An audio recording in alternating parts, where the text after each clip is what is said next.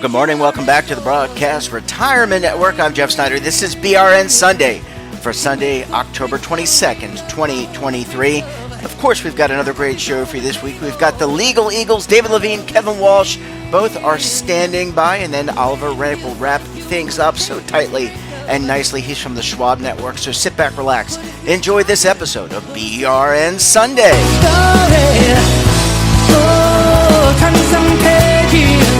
We're going to kick off the week with a look at what is happening on Capitol Hill. Wow, there is a lot these days. And here to break it down, you know them as the Legal Eagles. They're also known as David Levine, Kevin Walsh. Both are principals with Groom Law Group. And just a reminder, friendly reminder, that's a employee benefits law firm based in good old Washington, D.C. Eagles, great to talk to you. Thanks so much for stopping by the program this morning. Jeff, thanks for having us on. You know, it's always good to be on the program, even in weeks where it's tough to talk about everything that's going on in Capitol Hill and elsewhere. Yeah, absolutely. And David, I want to come to you because as you know, on this program, we're really focused on the retirement agenda. I want to get your take on whether that it's stalled and what, if anything, can come about in the last quarter of the year. Sure. And, it's a really good place to begin with, Jeff, to really look back for a moment here. I know this is not one of our retrospective type of episodes, but if you look at the last 3-4 years, we have had so much retirement legislation, from Secure 1.0 to CARES to Secure 2.0 to other things that have been out there. A lot has gone on. And as we all know, Secure 2.0 was huge, 90 plus provisions. And inevitably, despite really valiant efforts by staff who really put a lot of time and effort in, there's always things that you want to clean up, or in English, or in technical speak, maybe technical corrections. And there's been a lot of interest in Secure 2.0 passed, and little cleanup items here or there, sometimes not so little. Things like how catch-up contributions work, other pieces of clarification in the law. And there's been a lot of interest. The folks on the Hill have been very responsive to hearing what's of interest. But the reality is there's a lot of gray lines. There are changes people may want in Secure 2.0 that some would view to be technical and just sort of a clarification, that others would view as a real change in the design of the law or the intention of a provision. So there's a lot of back and forth out there about, is a change technical, just a cleanup item, or is it really something more substantive? One of the great examples that's out there right now to come to mind is people wanted CITs and 403B. We've talked about that. Mm-hmm. And it was in and out. Is that a substantive change? Is it technical? I'm sure I know there's a lot of us included, who would love to have an expansion of the vehicles available for 403B plans. But will that qualify as technical? I'd love to argue that, but I know some people wouldn't agree. So where we stand at this moment is trying to move things forward. Plus, there's been turnover in some of the staff in the various retirement-related committees, as well as we are starting to cycle back into an election cycle. Members of Congress are changing. A lot of the longtime leaders of retirement policy have or are in the course of retiring, phasing out, moving elsewhere. So what does that leave us with? It leaves us with people who certainly care and staff who certainly care, but there's a lot of priorities out there. And given the partisan schisms that have developed on the Hill, and we're not going to get into either side's pros or cons, the hope is it's still a bipartisan discussion, but partisanship does get more and more into a lot of things. And we can hope for everybody working together like they have, but we have to see where things go. So for right now, there's a lot of hope for technical corrections, but I think we have to be realistic that you can't bank on it at this time. Kevin, what do you think? I mean, I think you're highlighting the key things, and when I look at what's going on Capitol Hill and the retirement agenda, I think the retirement agenda will get back on track at some point. I think technical corrections to Secure 2.0 will happen. So, David, when you're talking about the challenges it's facing, I don't think those are insurmountable permanently, but I think It's important. I think it's important to recognize that this year may not be the year that everything gets done. We've got a handful of crises going on in Washington, D.C. If we look at what's going on, we have a House of Representatives that currently doesn't have a speaker, and it's difficult to figure out who the next speaker is going to be. We also have government funding running out in less than a month. And then we've got a president who has asked for major packages with respect to the Middle East, with respect to Eastern Europe, and also with respect to our southern border. And, all of these bills, while must-pass legislation is typically viewed as a vehicle for adding things, as a way of getting bills across the finish line, it looks like each of these just by itself is going to be, isolated, but also a heavy political lift. And that makes this year kind of uniquely bad for passing retirement legislation. Gentlemen, I just want to ask one question. I mean, we've had so much retirement legislation over the past, since 2019, we had Secure, as you already articulated. Is it about aligning our expectations? You can't do a retirement bill every year, right? I mean, even though there are things going on with retirement, maybe we're spoiled in a way that we've had so much positive. I view them as positive. Others may think differently. Positive retirement plan changes, and maybe we just need to let it kind of. I think maybe it plays to. Is there a little bit of tiredness on the part of moving retirement legislation, forgoing all the other things that are going on? So, is it about aligning our expectations as professionals, as individuals? We just can't expect to have retirement legislation every year. So, Jeff, you're making some good points, which are that we're not going to get a whole Secure package every year. But one thing that we like to see in essentially the year after we get a big retirement bill is, once folks go through the language, once people start trying to implement the language, you realize that some of the language is a little bit wonky, some of it's a little bit busted, some of it just doesn't quite fit together. That for whatever reason, it was a big package and someone screwed up one line of text. The hope, at least this year, was that we could get a package through that fixes some of that wonky text, while folks are beginning to work on cobbling together bills or introducing, single bills that could be used in, the next few Congresses, the next time Congress gets around to passing a new retirement package. But you're right. Not every year are we going to see big retirement legislation. But I think both David and I were thinking that 2023 was a likely year for a fix to some of the busted language. And it's increasingly looking like that fix is going to be pushed off until 2024 or whenever they get around to it. Yeah, or whenever. Go ahead. Although I am going to chime in, I would say the language isn't necessarily busted. I would just say we have learned that it needs enhancement. That's a great way of framing it, David. I mean, I'm focusing on just there's every once in a while, no matter how good you are, and the folks who work on this are excellent. There's just so much legislation that needs to be written that occasionally, Agreed. A few typos get through. Yeah, well, Agreed. I just want to say for the record, I completely agree. I think the staff, all those people and some of whom we've had on the program, in addition to the great illegal eagles, they do tremendous work. And anybody who's been in the industry as long as all of us have, and others listening, I think we're very appreciative of the work that these folks do. And I can only imagine what it's like to sort through dozens and dozens and dozens of paper and drafts of regulations. So, gentlemen, we're going to leave it there. Great to talk to you. Thanks so much for joining us. And look, I'm going to keep my fingers crossed because I love talking about retirement legislation and regulation with you, gentlemen. Enjoy the rest of your weekend, and we look forward to having you back on the program again very soon. Thanks for your time, Jeff, and thank you, listeners.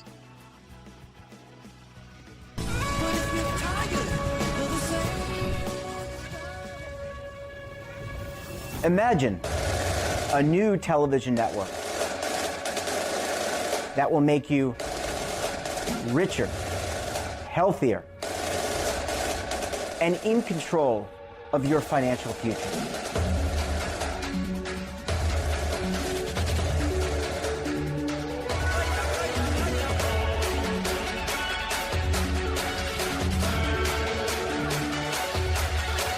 This network is for the policewoman in Nashville, Tennessee, the baker in Dubuque, Iowa, the teacher in Lexington, Kentucky. We want to make the idea of savings and retirement culturally relevant. But what do you see as a defining issue of the midterms, especially for the smaller businesses? I mean, they are the lifeblood of the American economy.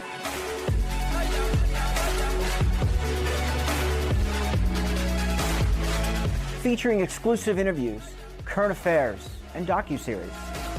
33 years old, you retired early. The philosophy is money only matters if it helps you live a life that you love. But you got to start thinking about retirement as soon as you get in. The Broadcast Retirement Network will drive very high engagement with premium partnerships. So this isn't retirement and savings for your parents or grandparents. This is for all Americans. And we're going to change the way you think about money.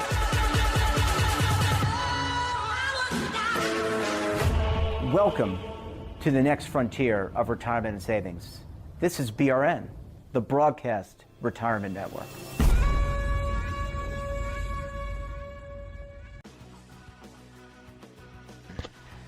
Welcome back. Now time to break down markets for the week, economics, a lot more. Joining us on the line, he is the lead anchor for the Schwab Network, Oliver Renick. Oliver, always great to talk to you. Thanks for popping by the program this morning. Thank you for allowing the pop.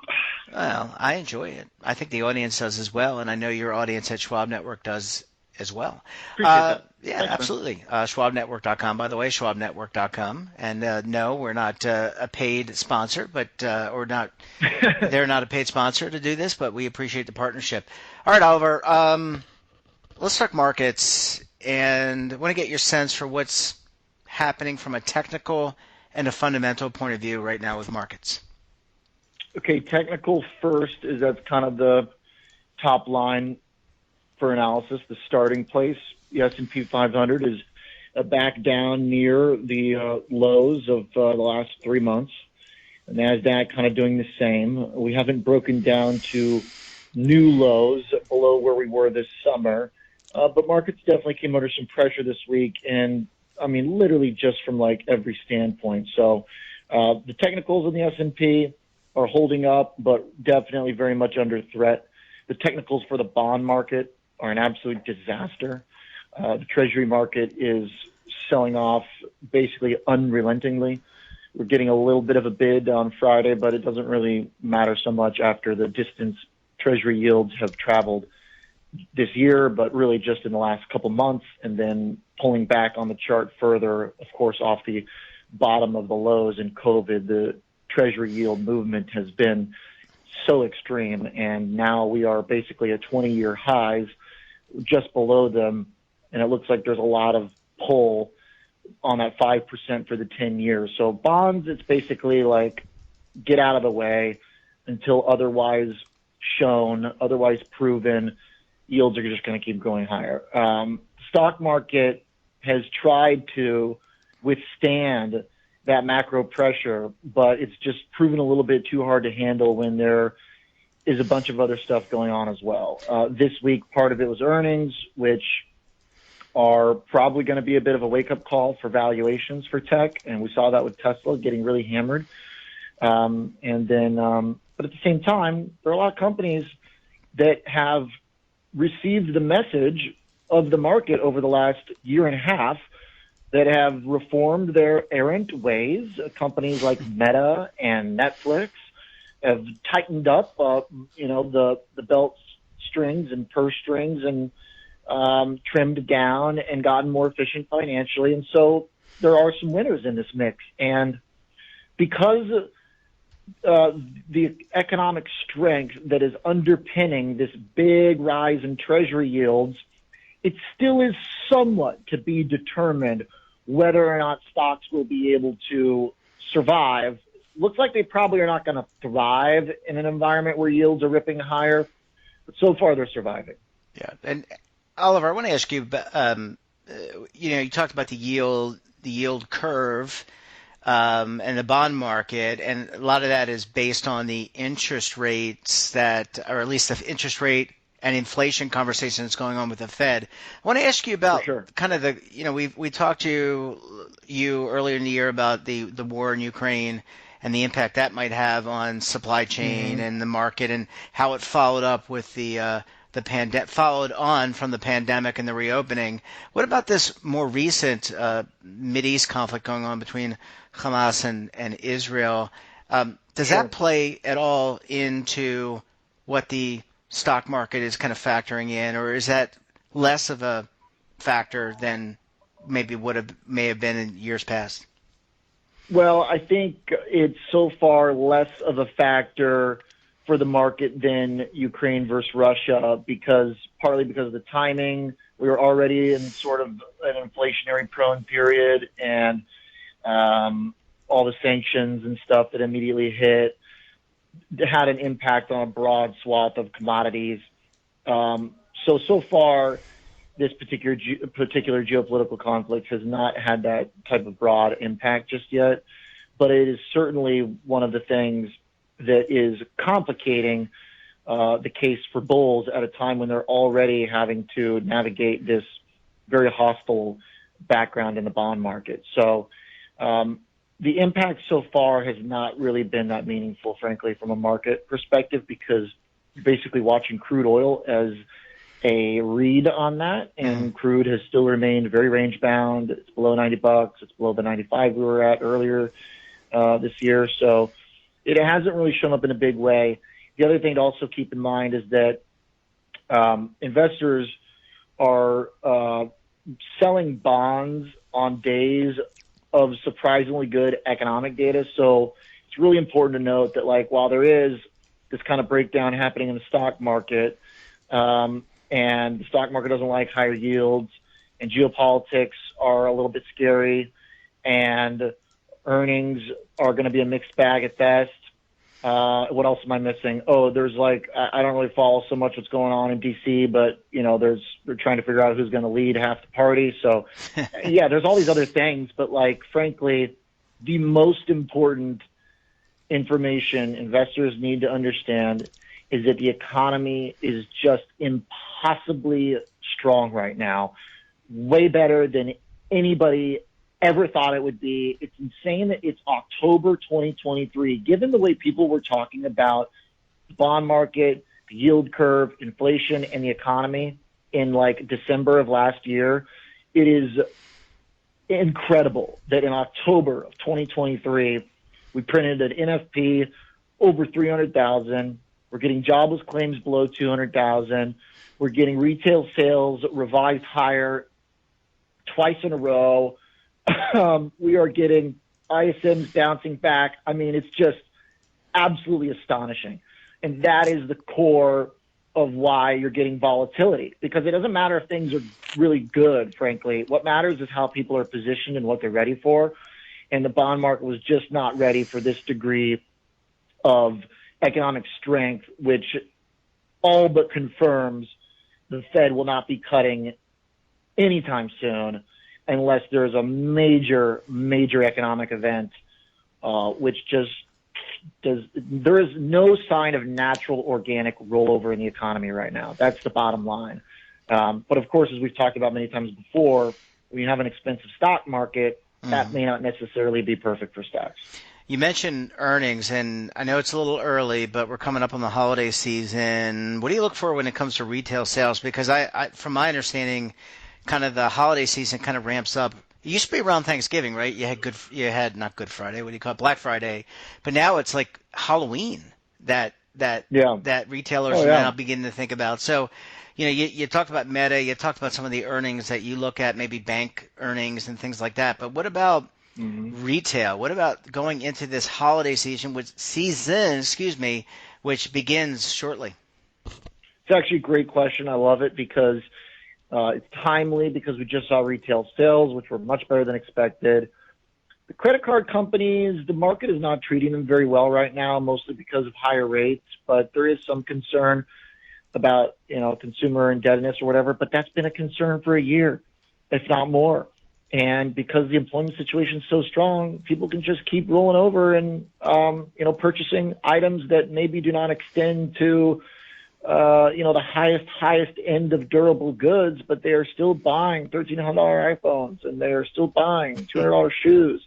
And there are a lot of stocks in the retail camp that are doing quite well. There are still businesses and companies and charts that are trending higher, are at, close to 52-week highs. There are specific examples of exceptions like Target and companies like, Nike that have their own stock-specific reasons for kind of being where they are.